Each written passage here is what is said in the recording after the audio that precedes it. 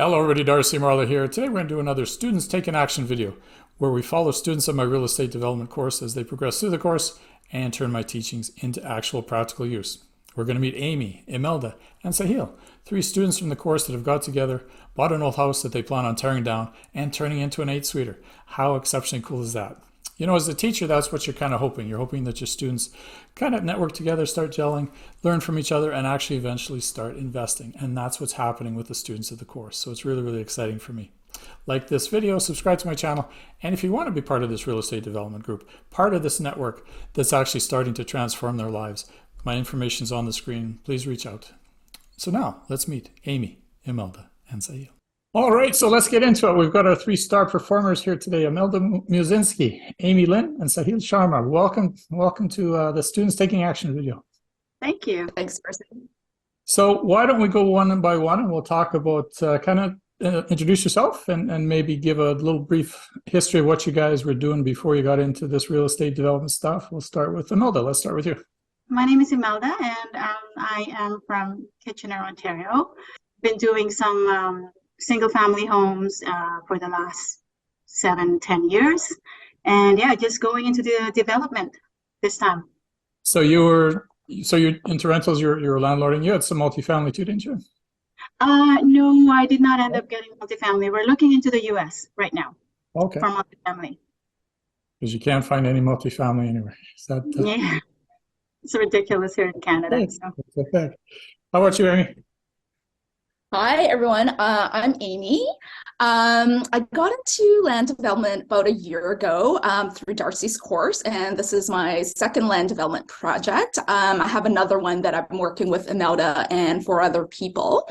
Prior to land development, I kind of stumbled onto real estate investing accidentally. Just owning properties and then pre-constructions and then traveling and then renting them out and then realizing that's a really great way to hold on to a property and have someone support you in creating equity for you. So that was a little bit of an accidental thing. And then over the years, I've tried to do it a little bit more intentionally. And I've been working mostly with buy and holds in single family homes that are suited. And then right now I'm working on a triplex in Toronto. Very good. How about you, Sahil? Hey, good morning, guys. So my name is Sahil Sharma. I'm a software engineer by profession and a part-time real estate investor. Similar to Emmy, me and my wife became accidental landlord back in 2017 when we made a move, moving from Regina to Calgary. And I think we discovered the game of collecting the rents and just a bit amusing. So that's when we really started. Primarily, before joining your course, I was purely focusing on multifamily and the old multifamily with a value add aspect to it. But you know what? New smells good and new feels good. So I wanted to do something with the brand new property development, but didn't know. Always thought it takes tons and tons of cash until we joined your course and discovered maybe not. So yeah, that's all I want to do now. You want to build. You want to build your multifamily. So you're still looking at keeping rentals. You just want to build them instead of buying them is kind of where you're at, right? Absolutely. Yeah. But just the aspect of the life of the asset is much more longer. I really have to think about it. Like when my son, who's 2 years old, he's gonna grow up, he's gonna be 25, what he really gonna appreciate? His dad buying a 1960s, 70s older building or a brand new one, which will be still new when he grew up. So I really have to think what I'm gonna be investing my money into it. Of course, I will always be looking into a value add multifamily, but I think developing from scratch is really I wanna focus on. So that's excellent. So let's get into this actual deal that you got going on. I understand, Sahil, you were kind of the ringleader on this one. So maybe tell us about the startup, how you found it and the deal itself and the building itself. Sure. I think me and Imelda were looking and pretty much since December, November, Imelda. Yeah. I had my own realtor, Imelda had her realtor, and we were just trying to look into deals. And the situation was in Calgary. Calgary has changed a lot in past 2 to 3 years. A lot of net immigration has came in Calgary. City has passed a new bylaw from January 5th, which adds some relaxation where you can build more units, especially in the interior lots. They have relaxed some parking requirements. Of course, all of this information, how to check, what to know, I had no idea before I joined Darcy's course. So I knew exactly after joining where to look this information. So I was aware this bylaw was supposed to pass in January. So we start looking in November, December. But the situation was very hard to find deals on MLS. And when the deal comes on MLS, you're getting unconditional cash offers. We finally had a luck in December. We found a lot in bonus, but somehow it did not go through. Imelda, through her realtor, Paul, sent this off-market listing in Northwest Calgary. It was an interior lot. We did our due diligence. We know that the zoning allow us to build 4 townhomes with legal suits, so a total of 8 units. And I was like, okay, that's exactly what I want to target. And that's how we found the deal. Of course, it was an off-market deal. A lot of what we teach in the course is being proactive, using zoning maps, area restructuring plans, but being up to date on what is happening on zoning and what the city's thinking. So you're kind of aware of opportunities that 99% of your fellow investors aren't aware of. So is that a fair statement that you were kind of exactly? Exactly. So the sites that you shared in your course clearly describe the zoning, and within that city site, if you do a full research, they pass a new bylaw on January 5th where they relax some requirements. So what happened before, I can only build 8 units on a corner lot because there you can fit more parking spots. But with the interior lot, it's more of a tricky situation. With interior, there's no way I can fit like 0.625 parking spots on a 50-foot lot. But with the new bylaw, I think they needed 2.5. So now I only need 4 parking spots for an 8-unit interior lot. And that was like, okay, that's a game changer. Now the challenge is finding those lots. Because corner lots are more attractive. So people that do know, they go for corner lots first. But what's interesting is all over North America, municipalities are rewriting their zoning laws. Like this is very common now for the city councils to kind of take a step back and say, let's just make this less complicated and allow, because of the housing crisis and the pressure they're getting from the state and provincial and then federal government. Right. This is happening a lot. So you're going to see more and more of this where new things are coming up. So there's going to be a lot more opportunity in a lot more places. I'm very comfortable with that. So I'm interested, Imelda, tell us how, I didn't realize you guys were working that long together. So tell us how that came about. I think I reached out to Sahil because I saw him got on contract a multifamily in Saskatchewan. I'm like, hey, how did you do that? So from then on, we've kind of like, chatting all the time. And then it's like, hey, Imelda, do you want, like, we found out that he's also in your course. And do you want to do a project together? I'm like, yeah, why not? Like you're in Calgary and I'm not there, but I know Calgary. Sure. So we've been, as he said, we've been looking at like lots that we can build. And the original plan is to do like, demolish the property and put 8 units on it. And of course, with Sahil is very good with numbers, and he's all like with numbers, looking at the numbers pro forma, I always like go to Bartek. And the two of them both good at numbers. I'm like, okay, is this going to work? And he's like, yeah, this is going to work. The numbers are really looking good. And with the CMHC's MLI Select, this is like perfect. You go for it. So, and then Amy, I'm working with Amy with another project and say, hey, Amy, I really like working with you. Would you like to come on with our project? Because I think this is going to be a really good fit. Sahil is so awesome to work with. I really like Amy a lot. And I'm like, you know what, with the 3 of us, I think we're going to be really successful at this. And I think I was just telling them, if we can do this two projects in a year, we're going to stop at 5 years. And when we do like 2 projects every 2 years, we'll have like 80 units in 5 years and we'll be done. Well, that's the plan anyway. But it's a legitimate plan. And just one thing that Bartek, for everybody watching, is Imelda's husband, and she mentioned Bartek a couple minutes ago. If you can't find stuff, it's very, very difficult to find cash flowing. It's almost impossible with cash flowing single families. It's really, really hard to find multifamily unless it's like really old. So a lot of people are looking to build their own now as a way to grow their real estate, like the residential side. So Amy, let's get you in there. So how was this thinking from your point of view? Yeah, so Imelda approached me about this, and we had extensive discussions because I'm joining a little bit late in the game. And whenever I join a project, I want to make sure I can add value as well, and be able to contribute. So the way we structured this so far is all three of us are working partners, and we're also capital partners as well. We all have skin in the game. Melda mentioned that we have experience working together on another project. So that's really important because whenever you're getting into partnerships type of situation, you want to make sure your values align, your approach to the project aligns, your goal align. So we've really enjoyed working with each other and have similar approaches. So I think that we can work successfully together. For me personally, I really like inner city densification. I feel like there's a little bit too much urban sprawl going on, especially in Calgary. So I really like from a sustainability standpoint and transportation efficiency standpoint, I really like developing inner city and densification. So this project aligns with what I want to do from a value standpoint as well. I also find from an energy standpoint, you get a lot of efficiencies when you have that density as well. So that's from another, sustainability angle, I find very positive. So I think it's pluses all around. I don't think I think we're just too inefficient before. Like we had these smaller houses on a 50-foot lot that's taken up a lot of space. So I think more people can enjoy that space now as opposed to one family living in one house. I want to take you back to kind of when you first joined the course. What were you Why did you join the course? Kind of what was missing in your existing real estate investing?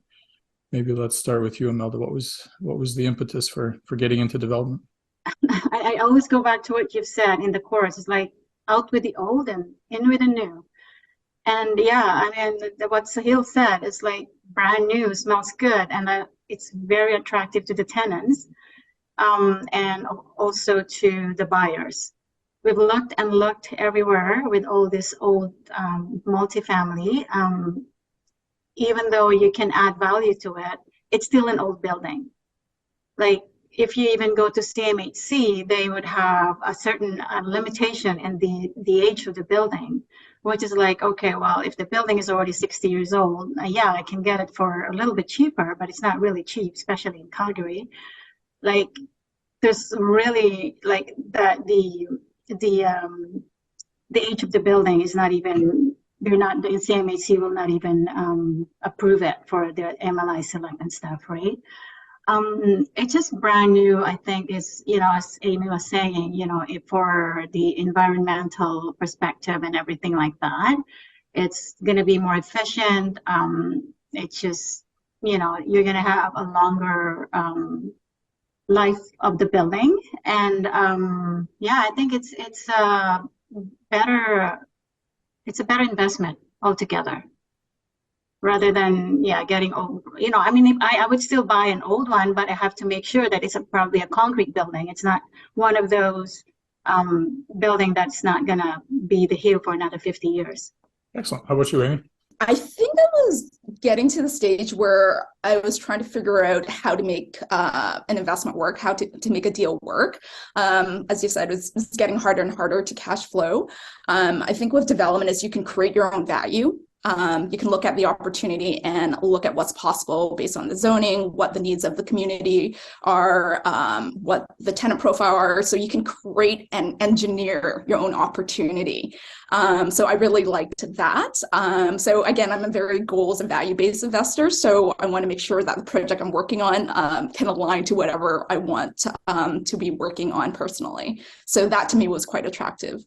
There's nothing like dealing with new as a way to kind of solve housing crisis, and you can merge kind of your altruistic goals with some money goals in this world, and that's what I kind of like. I like that a lot. How about you, Sahil?